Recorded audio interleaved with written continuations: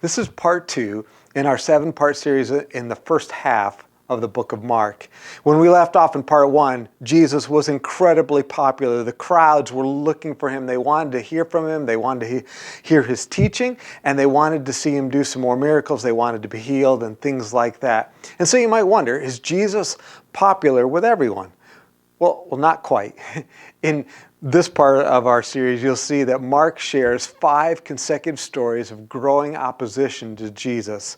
You could say that the plot thickens. Along the way, as we look at these 5 stories today, you'll see that Jesus addressed some of the challenges that we face. For example, does God like me? I know he has to love me, but does he like me? Does he like me even though I sin? And secondly, what is the real purpose of God's rules? We'll see that addressed today. And third, can I have non-Christian friends, or do all my friends need to be Christians? Fourth, you see that Jesus addresses the issue of when we don't feel disciplined enough to feel very spiritual. And then finally, our natural tendency towards cynicism about God. All that gets addressed as Jesus is handling these objections that we're going to look at. So, let's just jump right into it. This is Mark chapter 2, verse 1. When Jesus entered Capernaum again after some days, it was reported that he was at home. So many people gathered together that there was no room, not even in the doorway, and he was speaking the word to them. Notice that Jesus was doing what he came to do, right? Teach and to preach. We talked about that in part 1. Verse 3. They came to him, a group of people, came to him bringing a paralytic carried by 4 of them.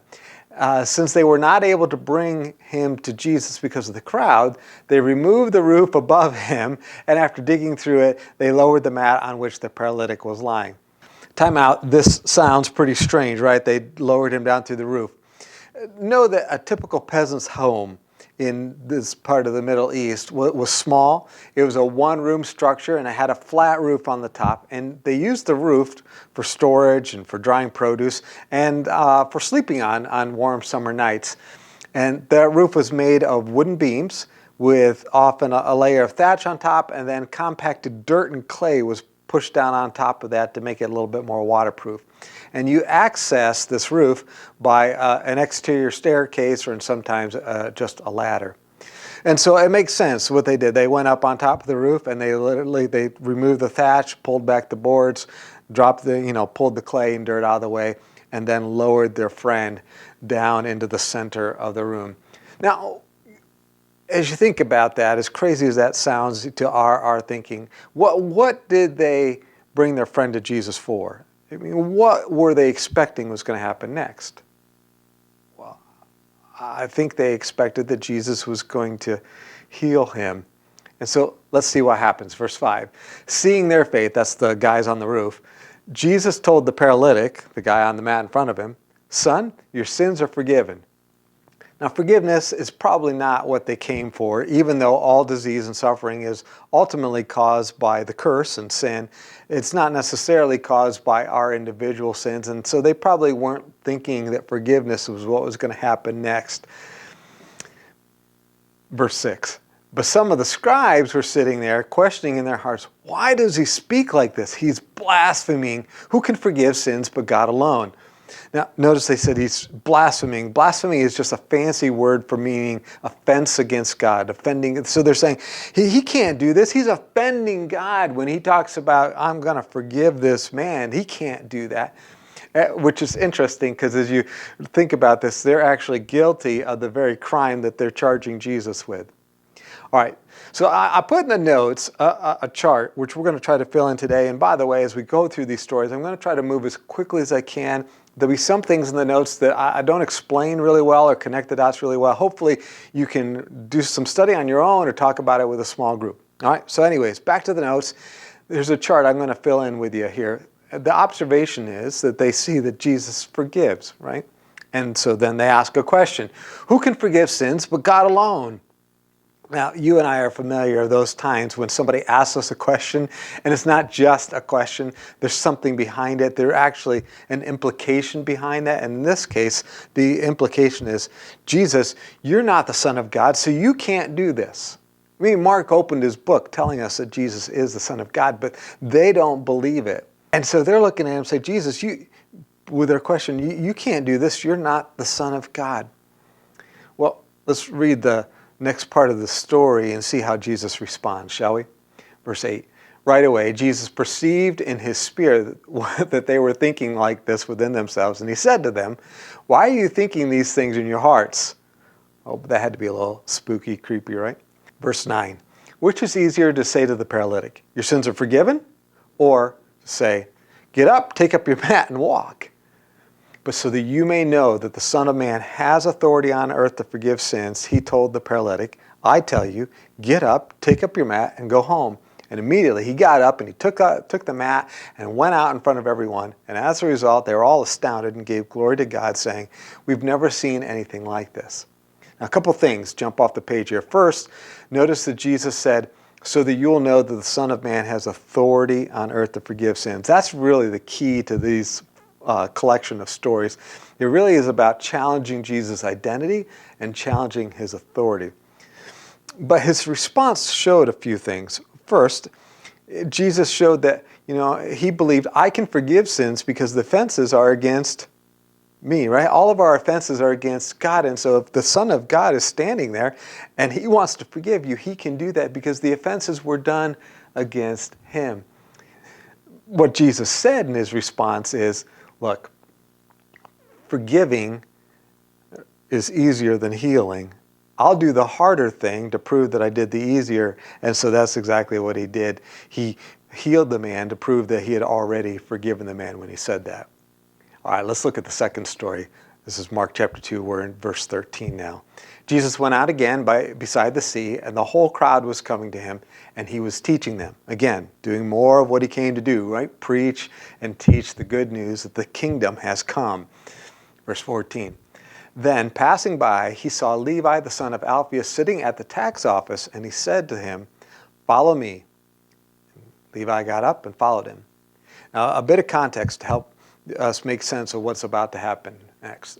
Three things. First, Levi was seated at a toll booth, likely he was a tax collector for goods that were being transported along the road.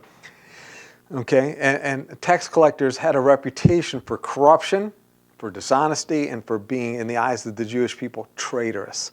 Second thing, Jewish leaders taught that if a tax collector entered your house, everything in your house became unclean. And by unclean, they meant it was impure and unsuitable for God's presence. Like God would never want to come there because this is a nasty, dirty, impure place. Not dirty physically, dirty morally.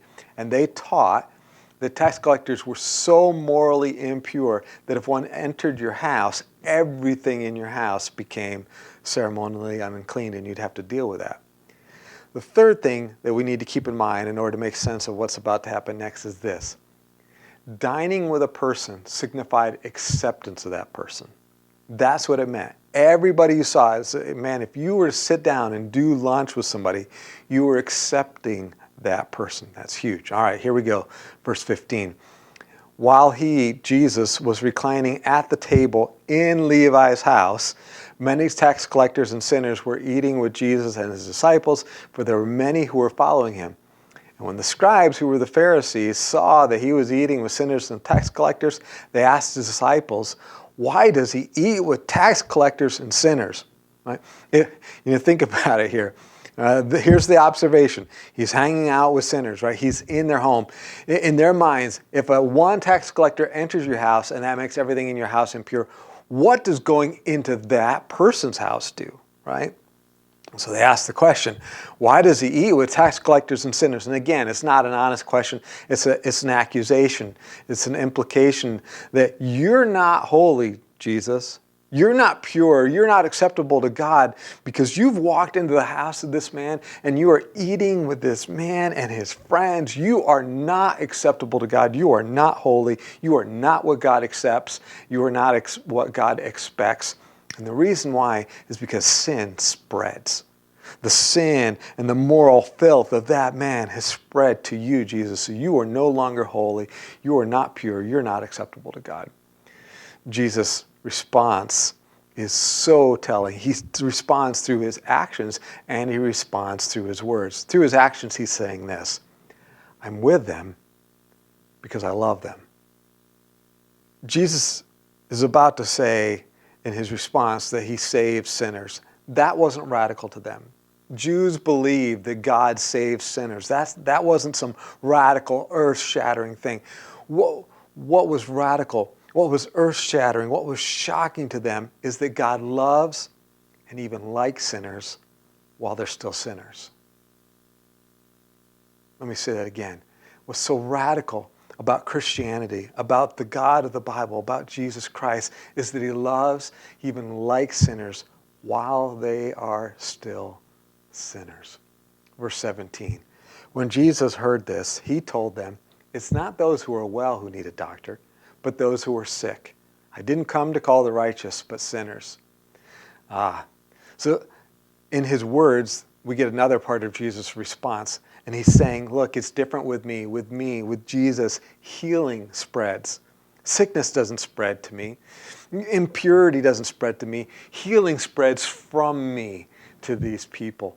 And then third, by quoting the proverb the way he did, only the sick need a doctor, he was exposing to them their self-righteousness and that only those who know they're sick will be healed. So much packed in just those few words, isn't it? Verse 18, and we're ready for the third story of opposition. Now John's disciples and the Pharisees were fasting. People came and asked him, why do John's disciples and the Pharisees' disciples fast, but your disciples do not fast? Now, again, a bit of context here. Fasting as a sign of religious devotion might seem a little weird to us. It's not something a lot of us do. We really enjoy eating in our country, and I kind of like that. So while fasting as a sign of religious devotion might be foreign to us, practices that make us look disciplined or practices that make us feel self-righteous is something that I think we can all relate to. And so as we read this story, kind of keep that in mind. We all tend to look for things that make us either look disciplined in the eyes of other people or feel self-righteous in our own eyes. Here we go. The law required fasting one day a year. The culture of Jesus' day fasted 5 more times, so 6 days a year. Your stricter Pharisees, the ultra-religious people that day, fasted not 6 times a year, 2 days a week. Right, 2 days a week. And the implication is that higher spirituality is demonstrated by stricter living. Right? Higher standards must mean that I'm a more spiritual person, and we demonstrate that, right, through spiritual discipline, right? So I got higher standards demonstrated through greater spiritual discipline, which proved to the world that I have a higher spiritual plane. That was the logic that the Pharisees had. And so even though the question is about Jesus' disciples, the implication is that Jesus is not as spiritual as he ought to be because he's not fasting all the time like these guys, and that he's a poor example and a weak leader because he doesn't require these great spiritual disciplines out of his disciples. So, observation, back to the chart. He's not fasting, or in other words, he's not acting super religious. What's the question? Why do John's disciples and the Pharisees' disciples fast and yours don't? Implication, Jesus, you're not religious enough. Oh, and you're also not a great leader. Response. Well, over the next couple of verses, Jesus very simply explains, this is a time for celebration, not fasting, because the kingdom is here. Fasting is inappropriate right now. And then secondly, he tells 2 quick stories that show that he's saying, I'm instituting something new that will include fasting, but it'll have better measures of religious devotion. And you can check that out on your own. That's verses 19 through 22. All right, next. We see 2 instances, so 2 more stories, but with the same objection. So I'm going to handle them together. Mark 2, verse 23 and 24. On the Sabbath, he was going through the grain fields, and his disciples began to make their way, picking some of the heads of grain. And the Pharisees said to him, look, why are they doing what is not lawful on the Sabbath? Chapter 3, verse 1. Jesus entered the synagogue again. Remember, that's their church. And a man was there who had a shriveled hand. In order to accuse him, they were watching him closely to see whether he would heal on the Sabbath. All right, so you're catching the observation here is that they think he's not obeying the Sabbath rules, right? He lets his disciples pick some food from the fields as they walk through, and Jesus might heal, and they think these things are forbidden by the Sabbath. These are things you don't do on Saturday, the day that God set aside for rest. And they view picking a bit of corn and possibly healing as not resting, so you're breaking the Sabbath rules. That's their observation, that Jesus may or may not obey all the Sabbath rules. The question that they ask is, why are they, your disciples, and you doing what is not lawful on the Sabbath? Why are you breaking the Sabbath rules? The implication is huge. They're accusing him of not being truly good, of saying good things, of being a moral teacher, but of not following the rules himself. They're accusing him of being a hypocrite and not being truly good. Well, what's Jesus' response? Oh man, here it comes, verse 27. Then he told them, the Sabbath was made for man, not man for the Sabbath. So here it is. Number one, Jesus says, the Sabbath is a gift. It's not a big rule for you to impose on people and beat people with. It is a gift and it is made for the good of people, and you have forgotten that. The rules are made for people, not the people made for the rules. Verse 28, so then, the Son of Man is Lord even of the Sabbath. So here, number two in his response, I am the Lord and maker of both. I made the Sabbath and I made people, and I know how this is supposed to work. Because I am in charge of both and I am the maker of both. And then number three, Jesus is saying, I am upholding the law by receiving God's provision and by doing good on the Sabbath. I'm not breaking the law. I'm receiving God's provision. I took a few kernels of grain to eat, and I received that from God as a good gift. That's what the Sabbath was all about. Receiving a good gift from God rather than going out to try to earn it yourself on Saturday. And he says, and I'm also upholding the law by doing good on the Sabbath. And again, that's what the Sabbath was about. It was, I rest, but I rest so that I can do good. And so Jesus said, I'm not breaking the law. I am upholding the law. Verse 3. So he told the man who had the shriveled hand, stand before us. And then he said to them, is it lawful to do good on the Sabbath or to do evil? To save a life or to kill? But they were silent. So after looking around at them with anger, he was grieved at the hardness of their hearts. And he told the man, stretch out your hand. So he stretched it out, and his hand was restored. Did you catch that phrase there? He was grieved at the hardness of their hearts. That's code for they had suppressed the truth. They wouldn't believe who he was, what he said about who he was and the authority he had. Their hearts were hard. They resisted that. In spite of the evidence, we're not talking about Jesus just makes a claim and doesn't do anything. He had done many things to back up his claim. He had healed. He had taught in a profound way that made sense and showed how it all fit together. He had cast out demons. Right? He had done the things that he was supposed to do that demonstrated that he was who he claimed to be. And yet, in spite of all that, it wasn't enough for them. In a totally different context, I remember years ago, I was with my kids and I was trying to lay out for them what I thought God was leading us to do, but I had some question about it, some hesitation and reservation. And I was reading down through the list to my kids about this is the evidence of what I think God's asking us to do. And my daughter jumped in and said, Dad, how clear do you need it to be? With the folks there that were the subject of these stories. We could ask that question like, guys, how clear did you need it to be that Jesus is who he says he is? And because he is who he says he is, he has the authority he's claiming. But the answer seems to be, how clear do you need it to be? Always a little bit clearer. You see, they had these expectations of what the Messiah would do and what he couldn't do. He was to be a model rabbi. He was to heal. He was to restore political freedom. But he's not to forgive, and he wasn't to write new rules or anything like that. And so Jesus didn't meet their expectations, and therefore unbelief and opposition. And every implied accusation stated a reason why they did not have to accept him for who he was or obey his authority. These were not honest questions. This was a suppression of the truth. And what was the result? The very next verse, verse 6. Immediately, the Pharisees went out and started plotting with Herodians against Jesus, how they could kill him.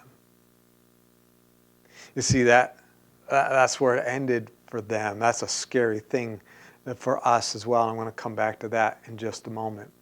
But I want us to step back and not miss the forest for the trees.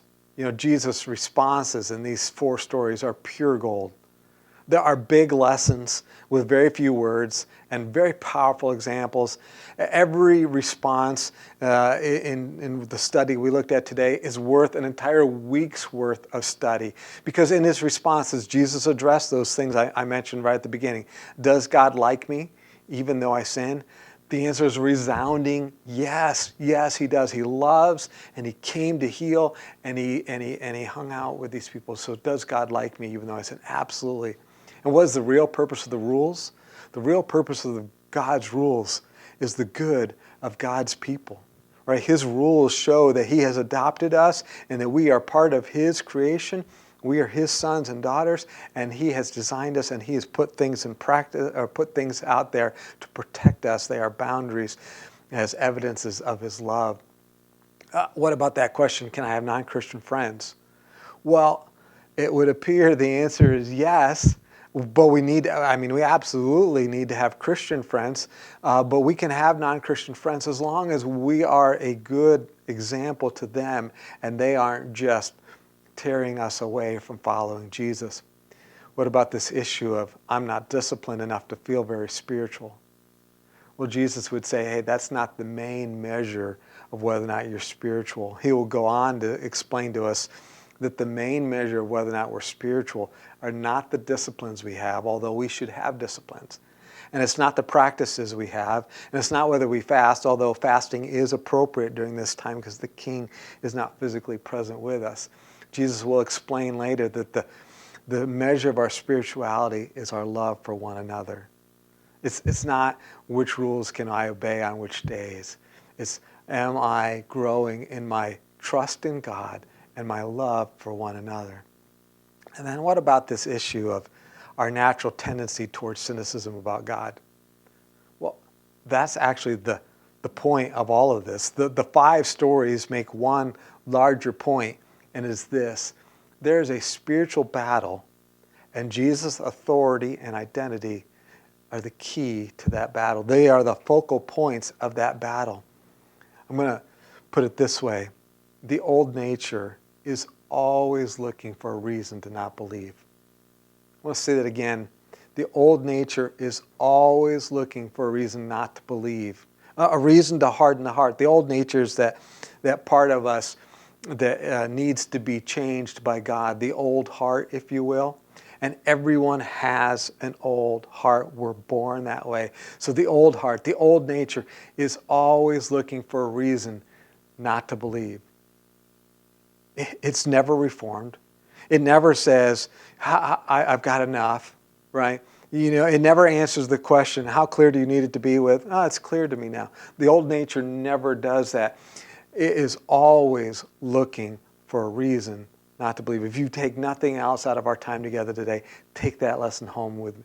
The old nature will always be looking for a reason to harden the heart and not believe that Jesus is who he says he is, and not believe that Jesus has the authority that he has. And so I just need to say, that means that a lot of religious questions and objections that people have are actually a disguise for opposition to Jesus' authority and identity. Now, please don't misunderstand me. There are honest questions. And if you have an honest question that's making it hard for you to believe that God is real or that the Bible is true, I'm not telling you to ignore that. I'm telling you to investigate that. I've talked to people over the years who said things to me like, Andy, I want to believe, but how can the Bible be true if, and then they name something, you know, like if the world was created by evolution, how can the Bible be true? Or if God really loves me, then how come there are so many things in the world that are just so horrible that God doesn't stop? If that's an honest question, investigate it. There are good answers to those questions, but there's a big difference between honest questions and religious objections that are just a disguise for opposing Jesus' authority and identity. I mentioned a couple minutes ago that the people in Jesus' day had some expectations of what the Messiah would and would not do, and Jesus wasn't meeting them, and those unmet expectations became the reason that the old nature used to not believe that Jesus was who he claimed to be.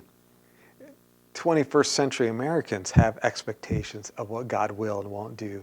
It's a different list than those first century Jews. I think on our list are things like we expect that God will make us happy. He will make life work. He will not require too much of us, and he will be flexible on the rules, right? I think we expect that.